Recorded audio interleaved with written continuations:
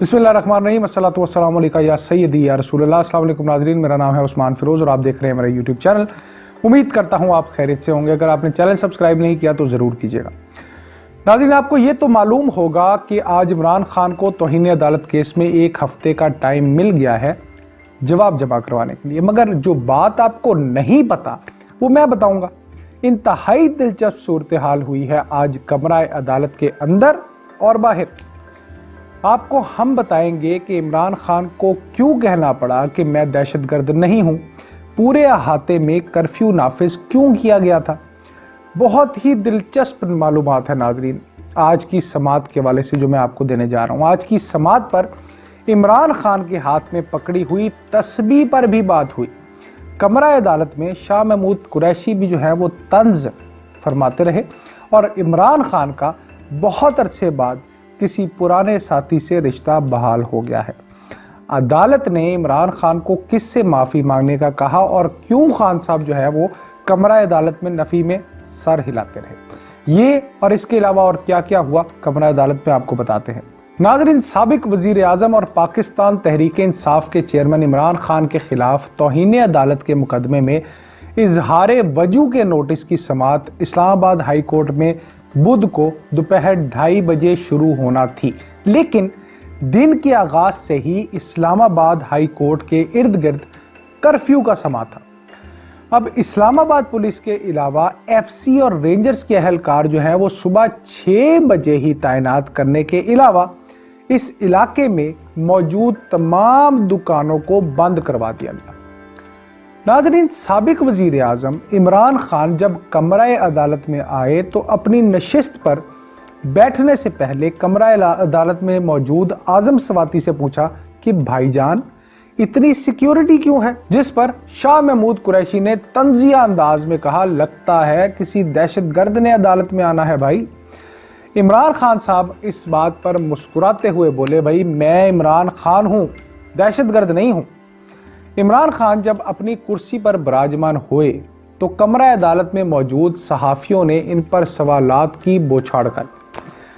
जब एक सहाफ़ी ने नाजरीन इमरान खान से सवाल किया कि जब आपको मालूम था कि शहबाज गिल पर मुबैना तशद्दुद का मामला अदालत में ज़ेरे समात है तो फिर आपने एडिशनल सेशन जज को क्यों धमकी दी, जिस पर इमरान खान का कहना था कि उन्होंने लीगल एक्शन लेने की बात की थी, इसके अलावा उन्होंने कोई बात नहीं। अब जनाब अली, इससे पहले कि इमरान खान साहब इस बारे में मजीद बात करते, शाह महमूद कुरैशी ने साफियों को यह कहकर मना कर दिया कि भाई वो ये बातें मीडिया पर डगा देंगे और इस तरह की गुफ्तगू से तौहीन अदालत के मुकदमे की समात करने वाले जजेस अपना जहन बना लेंगे। इसलिए नाजरीन, इमरान खान साहब अदालती समात के बाद मीडिया से गुफ्तगू करेंगे। तौहीन अदालत से मुतालिक मुकदमे की समात के दौरान सीनियर वकील हामिद खान अदालत में पेश हुए। अब ये बड़ा इंपॉर्टेंट बात, क्योंकि ये पहला मौका था कि वज़ीर आज़म के ओहदे से फारिग होने के बाद इमरान खान और हामिद खान के ताल्लुकात बहाल हुए थे। इससे पहले क्या था? इससे पहले ये था कि हामिद खान पीटीआई के नज़रियाती कारकुनों के साथ थे और इमरान खान की पॉलिसी से इख्तलाफ करते रहे थे, जिसकी वजह से अनबन चल रही। अब नाज़रीन, समात के दौरान जब हामिद खान दलाइल दे रहे थे तो इमरान खान की उंगलियां हाथ में पकड़ी हुई तस्बीह के दानों पर थीं। अटॉर्नी जनरल अशतर औसाफ ने बेंच से गुफ्तगू शुरू की तो इमरान खान साहब ने तस्बीह को उंगलियों में घुमाना शुरू कर दिया। इस्लामाबाद हाई कोर्ट के चीफ जस्टिस अतर मिनल्लाह ने इमरान खान की तरफ से जमा करवाए गए जवाब पर अफसोस का इजहार किया और ये रिमार्क्स दिए कि बेहतर होता कि इमरान खान इस्लामाबाद हाई कोर्ट में आने से पहले एडिशनल सेशन जज के पास जाकर माजरत कर लेते, जिनको उन्होंने धमकी दी थी। चीफ जस्टिस के इन रिमार्क्स पर इमरान खान मुतअद्दिद बार नफ़ी में सर हिलाते रहे। अदालत ने इमरान खान के जवाब को गैर तसल्ली बख्श करार देते हुए उन्हें 7 रोज़ में तफसीली जवाब जमा करवाने का हुक्म दे दिया। नाज़रीन, अदालत का ये भी कहना था कि उनके सामने सुप्रीम कोर्ट के तौहीन अदालत के फैसले भी मौजूद हैं जिनमें लोगों को सज़ा सुनाई गई है और Islamabad high court supreme court के उन फैसलों की पाबंद भी है। चीफ जस्टिस ने अपने रिमार्क्स में कहा कि इसी अदालत ने पीका ऑर्डिनेंस को कलअदम करार दिया था।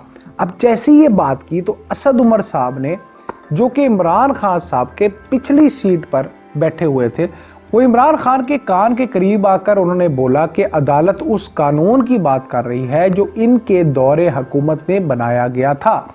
समाअत के दौरान चीफ जस्टिस की तरफ से ये रिमार्क्स आए कि अदालत तौहीन अदालत के मामले को शफाफ अंदाज में चलाना चाहती है, इसलिए उन्हें अदालती मुआवनत दरकार है।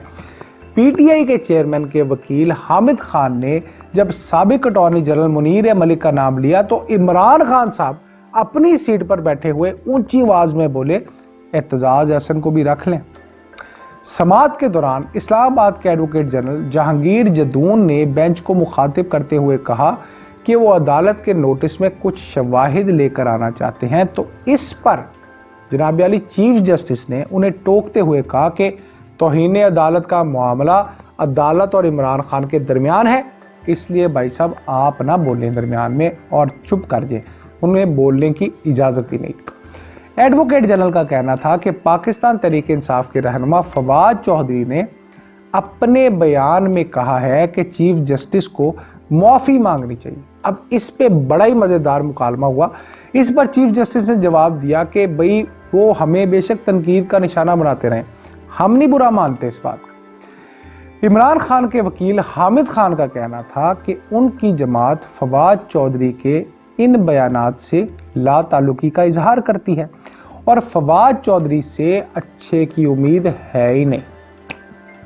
हामिद खान का ये बयान सुनकर इमरान खान नाजरीन कमरा अदालत में मुस्कुराने लगे। नाजरीन, ये था आज का अंदर का अहवाल जो हमने आपको बताया। इससे पहले जो है आपको ये खबर तो पता लगी होगी, लेकिन ये जो अंदर मामला चलता रहा ये आपको नहीं पता होगा। मगर एक तो बात वाज़ेह है नाजरीन कि इमरान खान को आज रिलीफ मिला है, क्योंकि इससे पहले यूसुफ रज़ा गिलानी समेत दीगर सियासतदानों को ना सिर्फ इस पर नाअहल किया गया है बल्कि सज़ा भी दी गई। इमरान खान को एक हफ्ता मिला है जिसमें उन्होंने दोबारा जवाब जो है वो तफसीली जमा करवाना है। ये इस बात का सबूत है कि इमरान खान की इस केस में बचत हो सकती है, क्योंकि उन्होंने कहा है कि आप माफ़ी भी मांग लें। अब नाज़रीन, ऑपोजिशन बहुत हैरान है, कानूनदान भी हैरान है, परेशान है कि जब भी इमरान खान के गिर्द घेरा तंग होता है और वो बस बुरी तरह फंसे होते हैं, एकदम सबके सामने वो मुश्किल तरीन हालात से मक्खन में बाल की तरह निकल कैसे जाते हैं। इस केस में इनकी आज की पेशी इनके लिए मस्बत रही, जिससे ऑपोजिशन खासी नाला नजर आ रही है। नाज़रीन, होगा क्या ये तो वक्त के साथ सामने आ ही जाएगा, लेकिन आपने दुआ ये करनी है कि जो हो मुल्क के लिए बेहतरीन हो। सोचिए समझिए, क्योंकि पाकिस्तान आपसे